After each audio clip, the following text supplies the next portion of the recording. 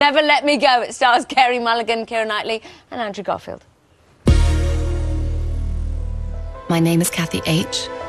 I'm 28 years old. These days I spend most of my time not looking forwards, but looking back to what happened to us. Me, Tommy, and Ruth. It's about three people who grow up in a seemingly idyllic English boarding school in the 1970s, but it's an alternate history. So that gives the film a subtle science fiction quality. None of you will do anything except live the life that has already been set out for you. You will become adults, but only briefly. It raises questions about what we're doing with the short amount of time that we have. That choice you have every time you wake up and how you're going to use your day. You have to know who you are and what you're created to do. It's something that, in a way, we're all familiar with, but it's so familiar that we sometimes don't look at it. It's the idea that, our lives are limited to a certain number of years, and then before you know it, time's running out. The natural lifespan for these people is something like, 30 years. When you realise that, time is short, things like friendship and love become very important. If there was a boy and a girl, and they were properly in love and they could prove it, then they would be given a few years together. It's really a love story, and the science fiction is sort of a way to create a metaphor to get at some larger themes. I kept hoping they would separate. They never did. Why do you do that thing? Squeezing Tommy's shoulder. I'm allowed to touch Tommy, aren't I? That's the way you're touching him. Most of the characters I've played before have been really good at getting what they want and been really emotionally articulate and expressive. And I love the idea of playing somebody who was held and restrained and deferring to everybody else's feelings. You see, the thing is, Kathy, although Tommy really likes you as a friend,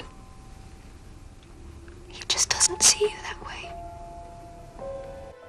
I think the main thing that we were thinking about with all the characters was that this idea of them being institutionalised. There is no sense that they go, oh, I don't want this to happen, I'm going to fight it, I'm going to run away. A lot of the times, I don't think humans do run. I think we accept our fate. We're not scared. Good. I wanted to make a film that was as beautiful as Ishiguro's writing is. The truths that he's dealing with can be very disturbing. And I think if I were to have made a film that was sort of naturalistic or like a kitchen sink drama, I think it would have been too blunt and too bleak. And part of the hopefulness, I think, of the book is how beautiful it is as a piece of literature. Maybe none of us really understand what we've lived through, or feel we've had enough time.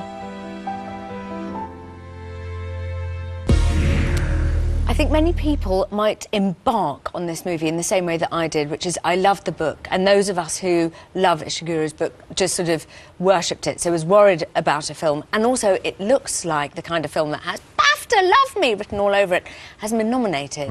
So I went in thinking, oh, this must be a turkey, and I really enjoyed it. I'd say it's incredibly cold. That's okay. I loved the language that you have in the book about completion and all of these things. But for me, the one person who absolutely holds the whole thing together is Kathy H., played by Carey Mulligan, who is so fantastic that I can't talk about how brilliant she is enough, but for me, I saw everything through her eyes, and I thought she was brilliant in it. You're right, about the BAFTA thing, and certainly the fact, sure when they were making Let Me Go, the filmmakers assumed that there would be this sort of raft of nominations, and that hasn't quite panned out.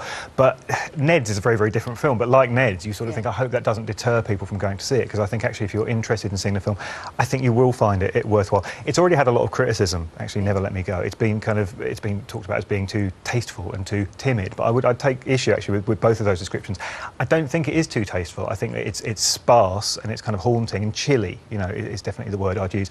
And in terms of it being timid, some of the characters seem timid, as we've talked about, they seem sort of unwilling to sort of put up a fight, but actually that just means they're not heroic. It means they're not special in the sense that sort of films often deal with special people. That doesn't make them any less human. And I think this is a very touching story because of that. Mark Romanek, the director, I think almost undersold it a little bit when he talked about it not being science fiction. I think it works very well as a love story and a piece of science fiction. It would make a great double bill, with Soylent Green, actually, the great sci-fi movie from the 70s. like you, I was surprised by how much I liked it. Yeah, and we should just also mention that the way the child actors have been put with the grown-up actors, not only do they look so similar, they're also brilliant at it. And Keira Knightley was very interesting. I heard her being interviewed, and she said we spent a lot of time together. You can really tell. And it works perfectly, actually, because the first sort of third of the film, which is about them at Hailsham as kids, you buy into the characters so much, and then when you see them, there's a physical resemblance. There's something else there as well, some of that kind of film magic, and you follow the characters through. As I say, it's not perfect, but I think it's a pleasant surprise, Never Let Me Go.